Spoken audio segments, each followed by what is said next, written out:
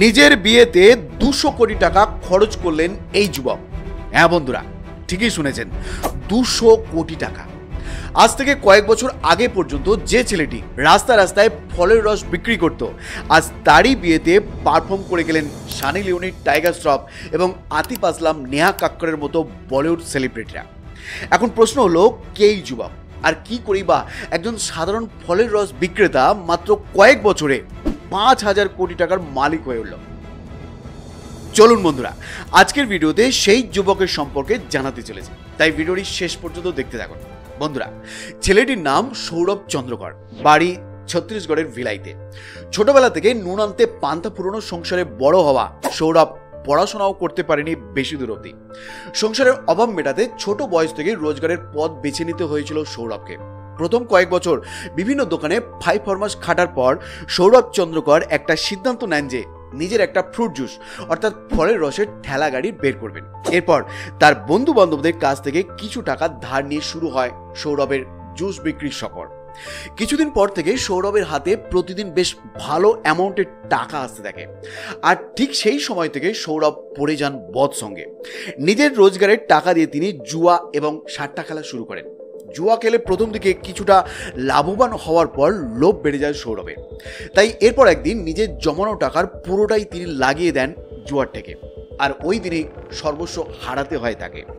ঠিক সেই সময় সৌরভের সঙ্গে পরিচয় হয় ভিলাইতে থাকা রবি উপল নামের এক ইঞ্জিনিয়ারের সঙ্গে।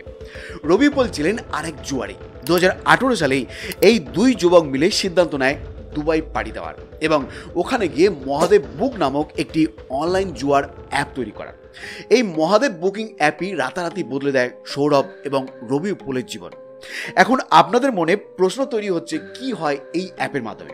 বন্ধুরা, এখানে অনলাইন গেম যেমন ক্রিকেট, ফুটবল, তাস, টেনিসের মতো খেলার আড়ালে চলে জুয়ার আসর।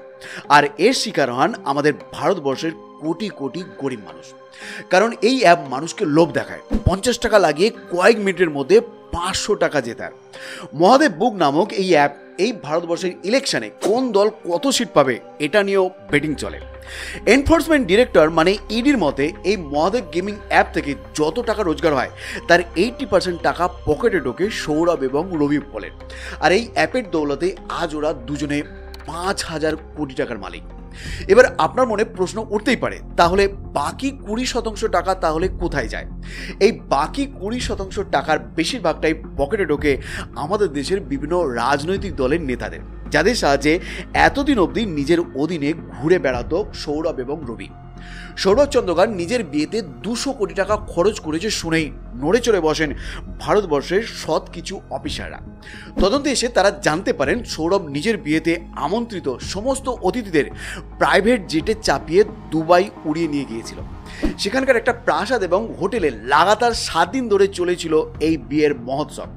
টাইগার শ্রফ, আতিফ আসলাম, সানি লিওনি, নেহা কাক্কর, রাহাত ফতে আলী খান, বিশাল দাদলানির মতো টপ ক্লাস সেলিব্রিটিরা পারফর্ম করতে গিয়েছিল সৌরভের বিয়েতে। কিন্তু কথায় আছে না, গরিব মানুষের টাকা মেরে কেউ কোনোদিন শান্তিতে থাকতে পারে না। তবে সৌরভের সঙ্গে ঠিক সেই জিনিসটাই শুরু হয়েছে। ভারতবর্ষের তাবড় তাবড় অফিসাররা আদা জল খেয়ে লেগে পড়েছেন সৌরভ এবং রবি উপলের পিছনে। ইতিমধ্যেই প্রায় 17 কোটি টাকার সম্পত্তি বাজেয়াপ্ত করা হয়েছে এই দুই জুয়ারি বন্ধুর কাছ থেকে। তাছাড়া তদন্তকারী অফিসারদের দাবি, আর কয়েক মাসের মধ্যেই সৌরভ এবং রবির এই রাজত্ব তারা মাটিতে মিশিয়ে দেবেন। আসলে সৎ পথে রোজগার করার একটা আলাদা শান্তি রয়েছে। লোকের অভিশাপ কুড়িয়ে বড়লোক হওয়ার সুখটা খুব সাময়িক হয়। সৃষ্টিকর্তার দরবারে সবার বিচার হয়, কারো আগে কারো পরে। সকলে ভালো থাকবেন, সুস্থ থাকবেন। আর ভিডিওটি আপনাদের কেমন লাগলো সেটা অবশ্যই জানাবেন। আর সকলেই সাবধানে থাকবেন, কারণ লোভে পাপ, পাপে মৃত্যু। সব বন্ধুরা, এই ছিল আজকের পরিবেশন। ভিডিওটি শেষ পর্যন্ত দেখার জন্য অসংখ্য ধন্যবাদ।